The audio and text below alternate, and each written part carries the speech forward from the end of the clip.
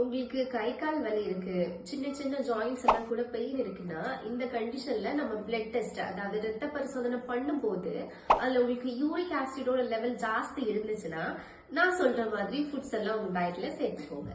Blueberries, தென் grapes, இதுல எல்லாம் கொர்செட்டின்ங்கிற காம்பவுண்டும் ப்ரோமாலின் அன்னாசி பழத்துல இருக்கிறதுனால இது நம்மளோட யூரிக் ஆசிட் லெவலை கம்மி பண்ண ஹெல்ப் பண்ணுது. தென் டெண்டர் கோகோனட் வாட்டர், அதாவது இளநீ நிறைய எடுத்துக்கோங்க. தென் குக்கும்பர் ஜூஸ் கூட அப்பப்போ எடுத்துக்கோங்க.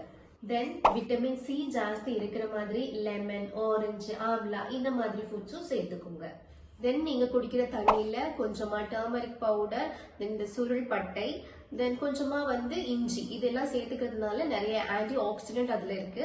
அண்ட் மஞ்சள்ல குர்குமின் இருக்கிறதுனால ரொம்ப நல்லா ஹெல்ப் பண்ணும்.